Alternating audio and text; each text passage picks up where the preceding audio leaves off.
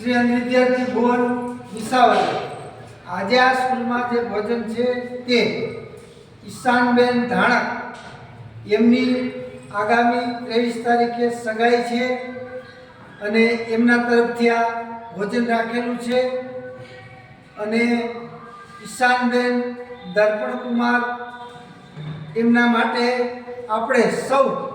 અંધશાળા વતી એવા આશીષ આપી કે એમનું જીવન શાંતિમય સુખમય આરોગ્યમય રહે તેમજ એમનો પરિવાર સદાને માટે સુખ શાંતિ અને સમૃદ્ધ સભર રહે તેમજ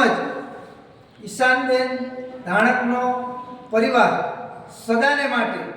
સ્વસ્થ મસ્ત અને તંદુરસ્ત રહે એમના જીવનમાં ઉત્તરોત્તર પ્રગતિ થાય